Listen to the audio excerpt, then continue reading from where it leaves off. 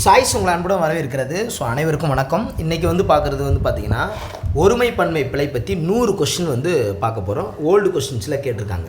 அந்த ஓல்டு கொஸ்டினில் ஒவ்வொரு கொஸ்டினுக்கும் எக்ஸ்ப்ளனேஷனோடு உங்களுக்கு கொடுத்துருவேன். அதில் ரொம்ப ட்விஸ்ட்டாக இருக்கிறது ஒரு 6 கொஸ்டின் தான்.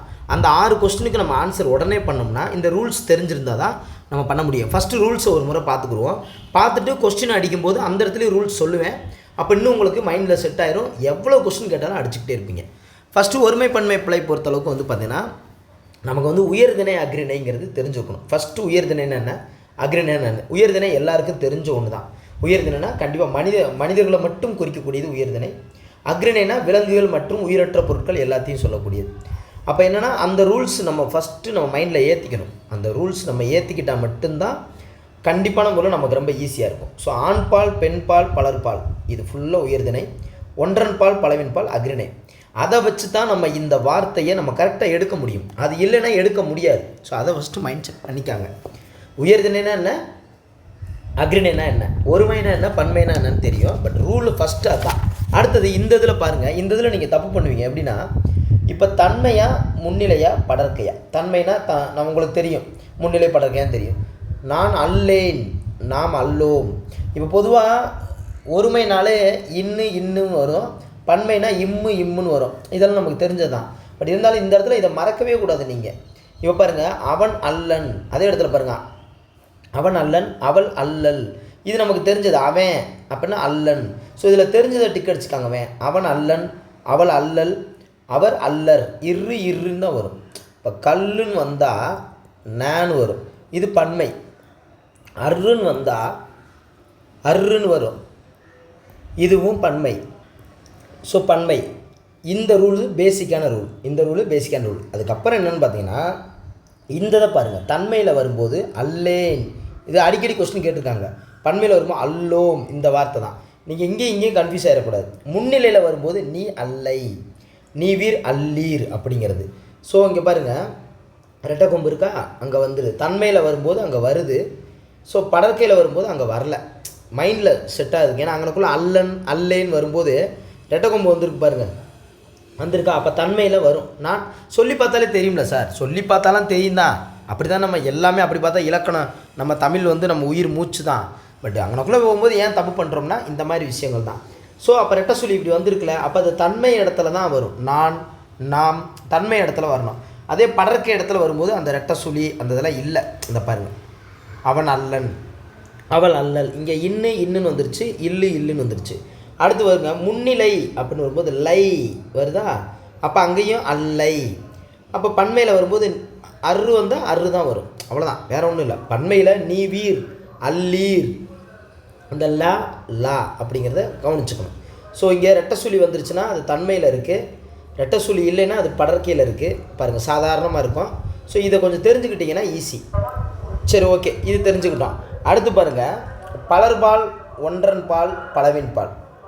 பலர்பால்னா அரு, இதுவும் எங்களுக்கு ஈஸி சார். அப்போ ஈஸியானதெல்லாம் விட்டுருங்க, இது எல்லாமே ஈஸி தான். ஒன்றன் பாலில் அது அப்படின்னு வந்தால் அன்று. இங்கே உயிரெழுத்து வந்திருக்கிறதுனால ஆயுத எழுத்து இங்கே வரும். அங்கே உயிர்மை எழுத்து வந்தால் அதுன்னு வரணும். அது இவ்வளோ தான் வரணும். உயிர்மை எழுத்து வந்திருந்தால் தான் அந்த ஆயுத எழுத்து வரும். அதையும் நம்ம கவனிக்கணும். அவை அது பன்மை, அல்ல அதுவும் பன்மை தான். அவை அல்ல, இது கொஞ்சம் ஞாபகம் வச்சுக்கணும். அது பலவின் பாலில். இது உயிரற்றதையும் விலங்குகளையும் குறிக்கிறது. நிறைய விலங்குகளை பற்றி குறிக்கணும். அவை அல்ல அப்படின்னு வரணும்.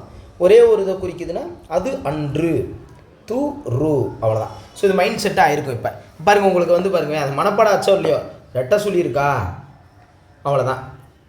இன்னு வந்தால் இன்னு போடுவோம், இம்மு வந்தால் இம்மு போடுவோம், அவ்வளோதான். முன்னிலை இருக்கா, நீன்னு வந்திருக்கா, அல்லை, முன்னிலை தானே, அல்லை. நீ வீர் அல்லீர், அந்த லீ அந்த லை அப்படின்னு வந்திருக்கா, அவ்வளோதான். சாதாரணமாக இருந்தால் அல்லன் அல்லல்ங்கிறது சாதாரண படற்கை, ஆண்பால் பெண்பால். இது இந்த ரூ, இந்த அவை அல்ல, இதெல்லாம் ஈஸி தான். இப்போ புரிஞ்சிச்சோம் உங்களுக்கு ஏன் இவ்வளோ தூரம் இதை நான் சொல்கிறேன்னா? இதுதான் ஃபஸ்ட்டு ரூல். மொத்தம் 7 ரூலில் அடுத்த ரூல் பாருங்கள். செகண்ட் ரூல் பாருங்கள், தான் தாம். செகண்ட் ரூல் தான் தாம். இது நமக்கு எல்லாருக்கும் தெரிஞ்சதான். இன்னுன்னு வந்துட்டாலே அது ஒருமை தான், இம்முன்னு வந்துட்டாலே அது பன்மை தான். அது மட்டும் தெரிஞ்சால் போதும். நீங்கள் எங்கே வேணாலும் பாருங்கள். இப்போ தமது அப்படின்னு வரும்போது உங்களுக்கு என்ன தோணும்?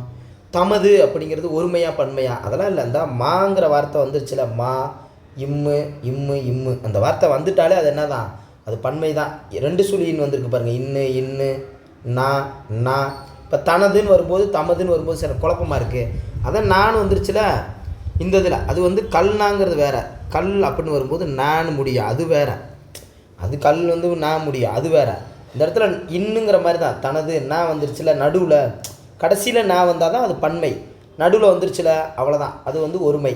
மா இம்முன்னு வந்துச்சுல அது பன்மை. இப்போ நீங்கள் ஓல்டு கொஸ்டின் அடிக்கும்போது இது உங்களுக்கு தெரியும். இப்போ உங்களுக்கு ஈஸியாக புரிஞ்சிருச்சா?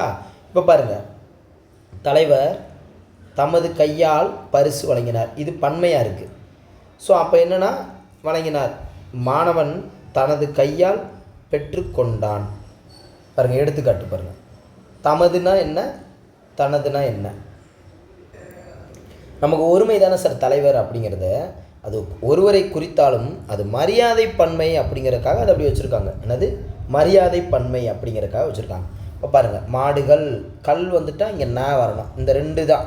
அடுத்து கன்று தனது நான் வந்துடுச்சா ஒருமை, அப்போ தூ வந்துடணும். ஏன்னா ஒருமை தான், இந்த தூன்னு வந்துட்டால் ஒருமை தான் வரும். புரியுதா உங்களுக்கு?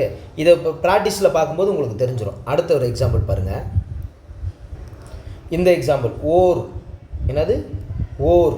இந்த ஓர் ஒருன்னு இருக்குல்ல, அங்கே இருனாலே உயிர் தான். ஓர் ஷார்ட்டாக உங்கள் மைண்டில் வச்சுக்கிறதா சொல்கிறேன். அப்படின்னாலே உயிர் தான், உயிருங்கிற வார்த்தை தான். அப்போ உயிரெழுத்து தொடங்கும் முன் அந்த இருன்னு வரணும். அது ஒரு ரூங்கிறதே ஒரு உயிர்மை எழுத்து தான், ரைட்? அவங்களுக்கு ரூங்கிறதே. அப்போ உயிர்மை எழுத்தின் முன் அது வரணும். இருங்கிறது மெய்யெழுத்து தான், பட் உயிர் அப்படின்னு சொல்கிறோம்ல, அந்த மாதிரி ஞாபகம் வச்சுக்கிட்டா ஈஸி. அடுத்தது பாருங்கள், அடுத்து அது அது இந்த 2க்கு இருக்குது. ஆயுதெழுத்து நடுவில் வந்திருக்கா, அப்போ உயிரெழுத்து தொடங்கும் முன் உயிரெழுத்து இருக்கணும். இப்படி உயிரெழுத்து இருந்துச்சுன்னா அதுக்கு முன்னாடி ஆயுதெழுத்து வரும். இப்படி உயிர்மை எழுத்து இருந்துச்சுன்னா அந்த ஆயுதெழுத்து வராது. இது ஒரு ரூல். அடுத்து பாருங்கள், அன்று அல்ல, அன்று அல்ல. ஒருமைக்கு, ஒருமைனா ரூ வரணும், ஒருமை. பன்மைக்கு ல வரணும், அல்ல. ரூ அன்று அப்படின்னா ஒருமை, அல்ல அப்படிங்கிறது பன்மை. இது நம்ம மறக்கவே கூடாது, ரைட்? அடுத்த ரூல் பாருங்கள், அதுக்கு எக்ஸாம்பிள் கூட கொடுத்துருக்காங்க பாருங்கள். ஓர் ஒரு இரு, அப்போ வந்து பாருங்கள், உயிர்மை எழுத்து வருதுன்னா அப்போ ரூ தான் வரணும், உயிரெழுத்து வந்தால் தான் இரு வரணும். அந்த மாதிரி நம்ம ப்ராக்டிஸ் பண்ணி பார்த்துக்கலாம், ரைட்? அடுத்தது இது ரொம்ப முக்கியங்க. இது வந்து தன்மை முன்னிலை படர்க்கை. இந்த இடத்துல ரொம்ப கன்ஃபியூஸாக ஆக மாட்டீங்க. இப்போ என்னை என்னால் ஏன் வந்துட்டாலே உங்களுக்கு அது உங்களுக்கு தன்மைன்னு தான் வந்துடும். இப்போ என்னை தன்மைங்கிறது வந்துடும், அது ஒன்றும் பிரச்சனை இல்லை. எமது ஏங்கிற வார்த்தை மட்டும்தான். அப்போ அது வந்து பன்மையில் குறிக்கும்போது நம்மை நம்மால் நான் வந்துடும். அப்போ 2 வார்த்தை தான், ஏங்கிற வார்த்தையும் நான் அப்படிங்கிற வார்த்தையும். ஸோ ஏன்னா ஒருமையில் வரும், நானா பன்மையில் வரும், நானா பன்மையில் வரும், அவ்வளோதான். இந்த 2 வார்த்தை மட்டும் உங்களுக்கு தெரிஞ்சிருச்சுன்னா ஈஸி. இந்த 2 வார்த்தை மட்டும் தெரிஞ்சிச்சுன்னா ரொம்ப ஈஸி, அவ்வளோதான். இது ஓகே, இது தன்மைக்கு ஓகே. அடுத்து வந்து பாருங்கள், அடுத்தது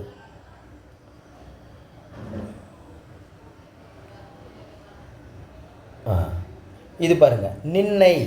சில பேருக்கு தெரியாது, கவனிக்காமல் போயிடுவீங்க. நீ, இப்போ உன்னைனா உங்களுக்கு முன்னிலைன்னு தெரியும். நின்னை நின்னால், இந்த பாருங்கள், நீங்கிற வார்த்தையும் அப்போ ஊங்கிற வார்த்தையும் நீங்கிற வார்த்தையும். இப்போ நீனாலே என்னது முன்னிலை தானே, அதை நீ எப்படி சொல்லுவோம், இப்படி சொல்லுவோம், நீ அப்படின்னு சொல்லுவோம். அந்த மாதிரி ஞாபகம் வச்சுக்காங்க, நீனாலே முன்னிலை தானே அப்படிங்கிறதான், ரைட்டாப்பா? ஸோ அதுக்கப்புறம் அப்போ நும்மின், நுமக்கு, நும்மை, அதான் நீர் அப்படிங்கிற வார்த்தையை தான் சொல்கிறாங்க. ஊ நீ இந்த வார்த்தை, ரைட்? அப்போ முன்னிலை பெயர்களும் குழப்பம் இல்லை, ரைட்? அடுத்தது படற்கை. இங்கே தான் நம்ம கவனிக்கணும். படற்கையில் நான் ஒரு கொஸ்டின் கேட்டேன் ஒரு ஸ்டூடெண்ட்டை. தனது அப்படின்னா என்ன, அது தன்மையா முன்னிலையா படற்கையான்னு கேட்டேன். தனது அப்படின்னா அது தன்மை தானே சார் அப்படின்னாங்க. தனதுன்னு சொல்லும்போது அப்படி தான் தோணும், அது தன்மை கிடையாது, இது வந்து படற்கை. தனதுன்னு வந்தால் படற்கை. இப்போ புரியுதா உங்களுக்கு? தன்னை அப்படின்னு சொன்னோன்னா என்ன பண்ணுவான், தன்மை தானே சார், என்னோடது தானே அப்படின்னு சொல்லுவான். அப்படி கிடையாது. ஸோ ஒரு சென்டென்ஸை வாசிக்குவேன். தன்னை அவன் திட்டிவிட்டான், தன்னை அவன் திட்டிவிட்டான். அப்போ படற்கை இடத்துல தான் இந்த வார்த்தையெல்லாம் யூஸ் பண்ணுவாங்க. தனது மகன் ஐஏஎஸ் தேர்வில் வெற்றி பெற்றான். அப்போ தனது மகன்னா அவன் படற்கையில் தானே இருக்கான். ஸோ அப்போ இந்த தனது தன்னைங்கிறது படற்கையை குறிக்கும். புரியுதா உங்களுக்கு? தம் குடும்பத்தார்கள் மிகவும் நல்லவர்கள். அப்படின்னா அப்போ குடும்பத்தார் இன்னொரு படர்க்க இடத்துல தான் தம் தாம் அப்படிலாம் யூஸ் பண்ணுவாங்க. ரைட், இதுவும் தெரிஞ்சுக்கிட்டீங்க. அடுத்து இந்த ரூலும் தெரிஞ்சுக்காங்க. இது பாருங்கள், ஆமைகள் வேகமாக ஓடாது. ஸோ இது வந்து கல் அப்படின்னா பன்மை. ஸோ பன்மை இது என்னது, உயர்திணையா அக்ரிணையா? இது அக்ரிணை. அக்ரிணைப்படி ரூல் படி அக்ரிணைன்னு வந்துட்டா அந்த பன்மையில் வரும்போது இந்த தூ வரக்கூடாது, ஓடா. ஏன்னா இது எதிர்மறையாக சொல்லும்போது, இந்த எதிர்மறையாக சொல்லும்போது இந்த தூங்குற வார்த்தை வரக்கூடாது. ஸோ அப்போ இதுதான் கரெக்ட். நல்லா கேட்டுக்காங்க. அக்ரிணை எழுதிக்காங்க. அக்ரிணையில் பன்மையில் வரும்போது இந்த தூ வந்து வரக்கூடாது. அந்த இடத்துல ஓடா. அப்படி எதிர்மறையாக சொல்லும்போது இப்படி தான் வரணும். ஸோ இது ஒரு ரூலு தெரிஞ்சுக்காங்க. ஒரு சில எடுத்துக்காட்டுகளை பாருங்கள் ஈஸியாக. தங்கை வருகிறது, தங்கை வருகிறாள். அப்போ உங்களுக்கு புரியுதா? உங்களுக்கு இது படற்கையில் உங்களுக்கு வந்து பெண் பாலை குறிக்குது. பார்த்தோன்னா அப்படி தெரியணும். தம்பி வந்தார், தம்பி வந்தான். மாணவர்கள் எழுதினார், மாணவர்கள் கல் வந்தால் கல் வரணும், மாணவர்கள் எழுதினார்கள். ஆசிரியர் அப்படிங்கிறது இங்கே இது தான் இருக்குது, ஒருமையாக தான் இருக்குது. இப்போ வந்தனர், அவ்வளோதான். இங்கே கல் இல்லை, வராது. அங்கே ஆசிரியர்கள் அப்படின்னு வந்தால் தான் கல் வரும். ஸோ ஆசிரியர் இது அர்ரு, இங்கே அர்ருன்னு வருது, இங்கேயும் அர்ருன்னு வருது, அவ்வளோதான். ஆசிரியர் பலர், அர்ருன்னு வருதா, பலர் வந்தனர், அவ்வளோதான்.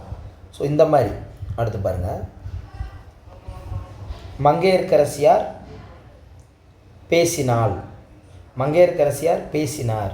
மங்கையர்க்கரசியார் மரியாதை நிமித்தமாக பேசினார்னு. என் எழுதுகோள் இதுவல்ல, அல்லன்னு வந்தால் பன்மையில் வரும். இது வன்று, அதுதான் ஒருமையில் வரும். அவன் மாணவன் அல்ல. அப்போ அல்லங்கிறதுனாலே பன்மை தான். அல்லன், மாணவன் அல்லன், ஆண்பால் வருது படற்கையில். உடைகள் கிழிந்து விட்டது, கல் வந்துருச்சு. கல் வந்தாலே நான் வந்துடணும். கல், உடைகள் கிழிந்து விட்டன. செழியன் இன்று ஒரு புதிய நூல் ஒன்று வாங்கினான். செழியன் ஒரு நூல் ஒன்று வாங்கினான். அப்போ செழியன் இன்று புதிய நூல் ஒன்று வாங்கினான். அங்கே என்ன செஞ்சுருக்காங்க திருத்தத்தில்,